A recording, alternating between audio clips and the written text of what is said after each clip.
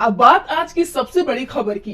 लोकसभा चुनाव में आज से नामांकन की प्रक्रिया शुरू हुई और पहले ही दिन कांग्रेस में कई दिग्गज नेता शामिल हो गए। बिहार में तो एक पार्टी का कांग्रेस में ही विलय हो गया, जिससे कांग्रेस के साथ ही इंडिया को भी मजबूती मिली है। देश में इंडिया गठबंधन के पक्ष में तेजी से माहौल बनता दिखाई दे रहा है।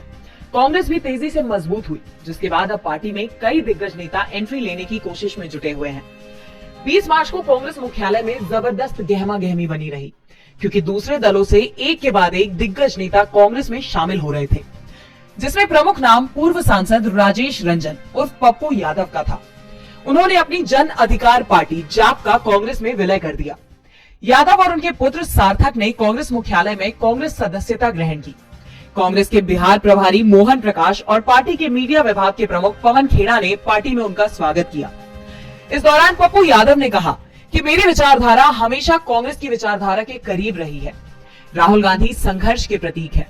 उन्होंने देश के लिए एक उम्मीद जगाई है। हम 2024 जीतेंगे और इसके बाद बिहार में 2025 में भी जीतेंगे। बिहार में 2025 में विधानसभा के चुनाव होने हैं।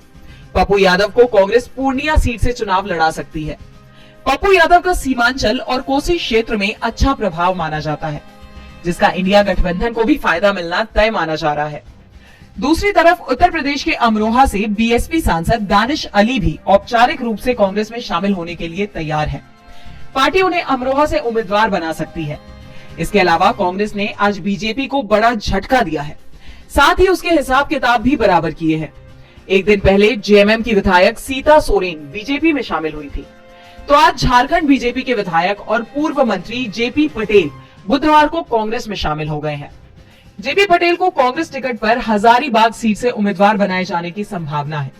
हालांकि ये भी संभावना है कि हजारीबाग की जगह गिरिडीह सीट कांग्रेस के खाते में आने से उन्हें गिरिडीह लोकसभा सीट से भी उम्मीदवार बनाया जा सकता है। कांग्रेस तेजी के साथ मजबूत हो रही है। दूसरी पार्टियों के दिग्गज नेता हाथ थाम रहे हैं, तो बीजेपी में बगावत के हालात दिखाई दे रहे हैं। एक के बाद एक नेता हाईकमान को आंख दिखा रहे हैं और अब पीलीभीत से बीजेपी सांसद वरुण गांधी ने भी बगावत के संकेत दे दिए हैं। तो क्या कहा है वरुण गांधी ने, देखिए ये रिपोर्ट। वरुण गांधी ने लोकसभा चुनाव लड़ने की तैयारी तेज कर दी है। पीलीभीत सीट पर पहले चरण में 19 अप्रैल को वोटिंग होनी है। पहले चरण के चुनाव के लिए नामांकन की प्रक्रिया भी शुरू हो गई है। वरुण पीलीभीत से ही सांसद हैं और उन्होंने पहले ही दिन लोकसभा उम्मीदवारी के नामांकन का पर्चा खरीद लिया है। बताया जा रहा है कि वरुण गांधी के प्रतिनिधि दिल्ली से आए थे। उन्होंने 4 सेट नॉमिनेशन पेपर खरीदा और वापस दिल्ली चले गए, जिसके बाद तय हो गया है कि अगर बीजेपी ने पीलीभीत से वरुण गांधी की जगह किसी और को टिकट दिया तो वरुण निर्दलीय के तौर पर नामांकन दाखिल करेंगे। अभी तक पीलीभीत सीट से इंडिया गठबंधन ने भी अपने उम्मीदवार का नाम ऐलान नहीं किया है।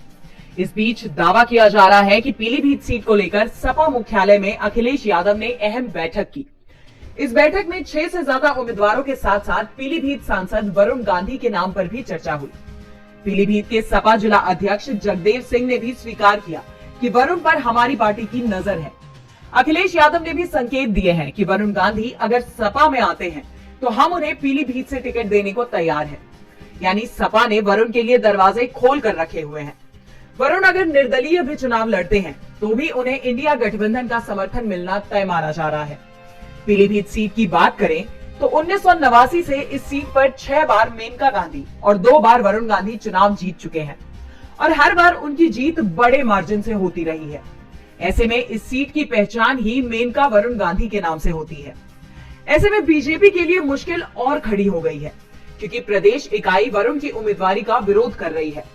तो वरुण गांधी के तेवर बता रहे हैं कि वो अपने कदम पीछे नहीं हटाएंगे। वरुण गांधी को लेकर अब बीजेपी मुसीबत में फंस गई है। टिकट देती है तो मुश्किल और नहीं देती है तो मुश्किल। बीजेपी के लिए मुश्किल सिर्फ यूपी में ही नहीं बल्कि दूसरे राज्यों में भी है। वो मुश्किल में फंसती हुई दिखाई दे रही है, खास तौर पर हरियाणा में, जहां कांग्रेस पहले से ही मजबूत है और राज्य की बीजेपी सरकार लगातार संकट में घिरती दिख रही है। तो अब कहां से आया है संकट, देखिए ये रिपोर्ट। हरियाणा के मुख्यमंत्री बने नायब सिंह सिंह सैनी की कुर्सी संकट में दिखाई दे रही है। पंजाब और हरियाणा हाई कोर्ट में वकील जगमोहन सिंह भट्टी ने एक याचिका दायर की है, जिसमें दावा किया गया कि नायब सिंह सैनी एक ही समय में मुख्यमंत्री और सांसद दोनों पद नहीं संभाल सकते हैं। सैनी सांसद हैं, उन्होंने पद से इस्तीफा भी नहीं दिया है और अब वो हरियाणा के सीएम भी बन गए हैं, जो पूरी तरह से गलत है। याचिका की सुनवाई करते हुए हाईकोर्ट के acting chief justice Gurmeet Singh Sandhawalia और जस्टिस लपिता बनर्जी की खंडपीठ ने केंद्र और हरियाणा सरकार को नोटिस जारी किया है। भट्टी ने हाल ही में शपथ लेने वाले 5 अन्य मंत्रियों की नियुक्ति को चुनौती भी दी है। कोर्ट अब इस मामले में 30 अप्रैल को सुनवाई करेगा। भट्टी ने तर्क दिया है कि जब सैनी को सीएम पद की शपथ दिलाई गई, उस समय राज्य विधानसभा में पहले से ही अधिकतम 90 विधायक थे, इसीलिए सैनी को नियुक्त नहीं किया जा सकता था। सैनी ने भी कुरुक्षेत्र संसदीय क्षेत्र के सांसद पद से इस्तीफा नहीं दिया है, इसीलिए राज्यपाल उन्हें मुख्यमंत्री पद की शपथ नहीं दिला सकते हैं। दरअसल 12 मार्च को अचानक ही हरियाणा के सीएम मनोहर लाल खट्टर ने सीएम पद से इस्तीफा दे दिया था, जिसके बाद बीजेपी विधायक दल ने नायब सिंह सैनी को नेता चुना और 12 मार्च को ही नायब सिंह सैनी को सीएम बनाया गया। लेकिन अब उनकी कुर्सी संकट में दिखाई दे रही है। हरियाणा के सीएम फंसते दिखाई दे रहे हैं तो दूसरी तरफ पीएम मोदी भी फंसते दिख रहे हैं। उनके खिलाफ 3 दिन में आचार संहिता उल्लंघन की 3 शिकायतें हो चुकी हैं और अब कांग्रेस ने सीधे सीधे चुनाव आयोग पर ही सवाल उठा दिए हैं। तो क्या कहा है कांग्रेस ने, देखिए ये रिपोर्ट। लोकसभा चुनाव से पहले बीजेपी पर आरोपों के सिलसिले तेज हो गए हैं। एक तरफ बीजेपी के स्टार प्रचारक पीएम मोदी देश भर में रैली कर रहे हैं, तीखे बयान दे रहे हैं और उनके बयानों पर सवाल भी उठ रहे हैं। विपक्ष की तरफ से पीएम मोदी के खिलाफ शिकायत चुनाव आयोग में पहुंच गई है। विपक्ष ने पीएम मोदी के खिलाफ सख्त कार्रवाई की मांग की है, लेकिन अब तक चुनाव आयोग इस पर कोई एक्शन लेता हुआ नजर नहीं आ रहा है। कांग्रेस ने चुनाव आयोग की इस चुप्पी पर सवाल उठाए हैं। अपने आधिकारिक सोशल मीडिया हैंडल एक्स पर ट्वीट करते हुए लिखा, लोकसभा चुनाव 2024 की तारीखों का ऐलान हो चुका है, आचार संहिता लागू हो चुकी है, लेकिन पीएम मोदी चुनावी नियमों की धज्जियां उड़ाने में कोई कसर नहीं छोड़ रहे हैं। वे चुनावी प्रचार में सारी मर्यादाएं लांघ रहे हैं। पीएम मोदी के खिलाफ चुनावी नियमों के उल्लंघन की शिकायतें आ रही हैं, लेकिन कोई कार्रवाई नहीं की जा रही है। ऐसे में देश की जनता जानना चाहती है कि चुनाव आयोग नरेंद्र मोदी जी के खिलाफ क्या कार्रवाई करने वाला है। देश इंतजार में है, चुनाव आयोग को इसका जवाब देना चाहिए। आपको बता दें कि बीते दिन एक के बाद एक 3 शिकायतें चुनाव आयोग में दाखिल की गई। पीएम मोदी के खिलाफ टीएमसी सांसद ने आचार संहिता लागू होने के बाद चुनाव प्रचार में सरकारी संपत्ति का इस्तेमाल करने का और पीएम की चिट्ठी में भाजपा का प्रचार करने का आरोप लगाया। तो वहीं कांग्रेस ने पीएम मोदी पर राहुल गांधी के बयानों के अलग मायने निकालते हुए उसे धार्मिक मोड़ देते हुए ध्रुवीकरण के आरोप लगाए। मामले में चुनाव आयोग की खामोशी ने उसे सवालों के घेरे में खड़ा कर दिया है। सवाल उठ रहे हैं कि क्या चुनाव आयोग भी बिका हुआ है। पीएम मोदी पर चुनाव आयोग कब फैसला लेगा, सवाल चुनाव आयोग पर उठ रहे हैं। तो सवाल उन दावों पर भी उठ रहे हैं जिसमें पीएम मोदी ने 400 पार का नारा दिया था, क्योंकि चुनावों को लेकर जो सर्वे रिपोर्ट सामने आ रही है उसमें बीजेपी अपने ही गढ़ में बुरी तरह से हारती हुई दिखाई दे रही है। तो कहां मिल रही है बीजेपी को हार, देखिए ये रिपोर्ट। कन्नड़ समाचार पोर्टल ईदीना ने राज्य में लोकसभा चुनावों को लेकर सर्वे किया है और सर्वे के बाद जो रिपोर्ट पेश की है उसने बीजेपी के होश उड़ा दिए हैं। राज्य में बीजेपी को जबरदस्त झटका लगा है, जबकि कांग्रेस को बढ़त मिल रही है। 15 फरवरी से 5 मार्च के बीच किए गए इस सर्वे में साफ हुआ है कि राज्य में विधानसभा चुनावों के बाद से कांग्रेस का समर्थन तेजी से बढ़ रहा है। खासतौर पर राज्य सरकार की योजनाओं के चलते महिलाओं में कांग्रेस के समर्थन में तेजी आई है। सर्वे में राज्य की 28 सीटों में से कांग्रेस 17 सीटों पर जीत हासिल करती दिखाई दे रही है, जबकि 2019 में उसे सिर्फ 1 सीट मिली थी, जबकि बीजेपी और जेडीएस गठबंधन को 11 सीटें मिलती दिखाई दे रही हैं। 2019 में बीजेपी को 25 और जेडीएस को 1 सीट पर जीत मिली थी। वोट शेयर की बात करें तो कांग्रेस को 43.77% और बीजेपी जेडीएस को 42.35% वोट मिलने के अनुमान है। बीजेपी को सबसे बड़ा झटका तो पीएम मोदी की लोकप्रियता को लेकर लगा है, क्योंकि बीजेपी पीएम मोदी के नाम पर ही चुनाव लड़ रही है। ऐसे में जब कर्नाटक के लोगों से मोदी सरकार के तीसरे टर्न को लेकर सवाल किया गया, तो सिर्फ 45% लोग ही मोदी सरकार को तीसरा टर्न देने के समर्थन में दिखाई दिए। मोदी सरकार की नाराजगी के पीछे सबसे बड़ा कारण महंगाई और बेरोजगारी को माना गया है, जो इस चुनाव में बड़े मुद्दे बनते दिखाई दे रहे हैं। जबकि राज्य की सिद्धारमैया सरकार को लेकर कहा गया है कि कांग्रेस सरकार ने जो योजनाएं चलाई हैं, उनका जनता के बीच बहुत अच्छा रिस्पांस दिखाई दे रहा है।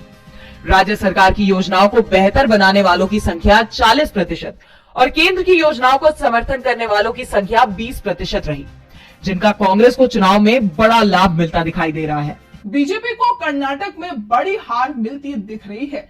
5 साल में बाजी पूरी तरह से पलट गई है। खुद को दुनिया की सबसे बड़ी पार्टी बताने वाली बीजेपी मुश्किल में है, तो देश के सबसे बड़े उद्योगपति गौतम अडानी भी मुश्किल में है। एक दिन पहले अडानी ग्रुप की तरफ से अमेरिका में चल रही जांच को लेकर बड़े दावे किए गए थे, लेकिन 24 घंटे में अडानी ग्रुप अपने बयान से पलटी मार गए। तो क्या है पूरा मामला, देखिए ये रिपोर्ट। अडानी ग्रुप का बड़ा झूठ पकड़ा गया है। अब तक अडानी ग्रुप की तरफ से दावा किया जा रहा था कि हमारी कंपनियों के खिलाफ अमेरिका में रिश्वतखोरी की कोई जांच नहीं हो रही, हमें इस संबंध में कोई नोटिस नहीं मिला है। लेकिन जैसे जैसे सच्चाई सामने आती जा रही है, अडानी ग्रुप भी अपने बयान से पलट गया है और अब अडानी ग्रुप की तरफ से कबूल किया गया है कि उसकी एक कंपनी को लेकर जांच चल रही है। ग्रुप की renewable energy company Adani green energy ने इस बारे में जानकारी होने की बात कही है। अडानी ग्रीन एनर्जी की तरफ से कहा गया है कि तीसरे पक्ष की तरफ से अमेरिकी भ्रष्टाचार विरोधी कानूनों के उल्लंघन की जांच के बारे में उसे जानकारी है। हालांकि कंपनी ने तीसरे पक्ष के साथ किसी भी तरह का संबंध होने से मना कर दिया है। अडानी ग्रीन एनर्जी ने आरोपों का ब्यौरा भी नहीं दिया, जबकि इस मामले पर वित्तीय सेवा कंपनी जेपी मॉर्गन ने अपने एक नोट में कहा कि इस जांच से संबंधित ब्यौरा बहुत कम है और इस जांच से किसी नतीजे तक नहीं पहुंचा जा सकता। हालांकि इसका सीमित वित्तीय और मौलिक प्रभाव पड़ सकता है। जेपी मॉर्गन ने कहा, इन खबरों पर हमारी राय है कि अमेरिकी विदेशी भ्रष्ट आचरण अधिनियम से ऐसी जांच का कानूनी आधार बनता है। जेपी मॉर्गन ने दावा किया है कि जांच अडानी ग्रीन एनर्जी से संबंधित हो सकती है। आखिर अडानी ग्रुप ने मान लिया है कि अमेरिका में उसके खिलाफ जांच चल रही है। अब निगाहें जांच की रिपोर्ट पर रहेंगी। तो दूसरी तरफ देश में इस समय चुनाव चल रहे हैं और चुनावों से पहले चुनाव आयुक्तों की नियुक्ति पर सवाल उठ रहे हैं। मामला सुप्रीम कोर्ट में है, जहां आज केंद्र सरकार ने हलफनामा दायर किया। तो क्या है इस हलफनामे में, देखिए ये रिपोर्ट। लोकसभा चुनाव की तारीखों की घोषणा के पहले केंद्र सरकार ने 2 चुनाव आयुक्तों की नियुक्ति की। आनन फानन में की गई ये नियुक्ति मोदी सरकार के लिए आसान नहीं थी। इस नियुक्ति पर विपक्ष रोक लगाने की मांग कर रहा था और इसे लेकर सुप्रीम कोर्ट में याचिका भी दाखिल की गई। ये याचिका कांग्रेस कार्यकर्ता जया ठाकुर ने दाखिल की थी। पीठ ने इस याचिका पर सुनवाई करते हुए केंद्र सरकार को नोटिस जारी कर जवाब मांगा था और 20 मार्च को केंद्र ने कोर्ट में हलफनामा देते हुए मामले में अपना जवाब दाखिल किया। केंद्र ने कहा कि चुनाव आयुक्तों की नियुक्ति में जज का होना जरूरी नहीं। सरकार का मत है कि विपक्ष की ये दलील आयोग की स्वतंत्रता तभी होगी जब सिलेक्शन पैनल में कोई जज जुड़ा हो।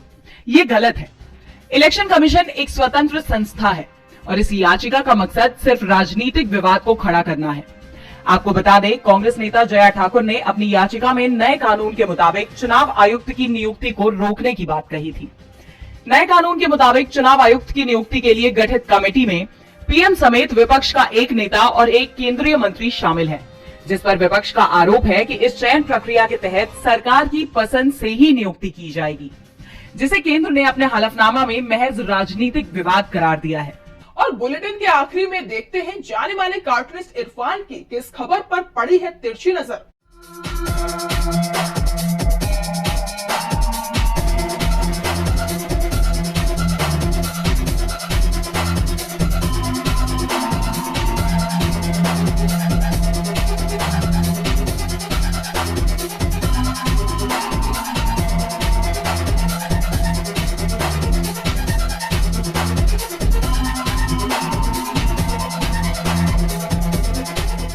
फुल टाइम योग गुरु से फुल टाइम उद्योगपति बने बाबा रामदेव की दवाइयों के विज्ञापन अब उन्हें अदालत के दरवाजे तक ले आए हैं। ये वही विज्ञापन है जिन्हें देखकर उनके करोड़ों अंध भक्तों ने उन्हें रातों रात अरबपति बना दिया था। अब ये वही सवालों के घेरे में आ गए हैं। देखते हैं बाबा को कौन सी दवा उन्हें इन हालातों से बचाएगी।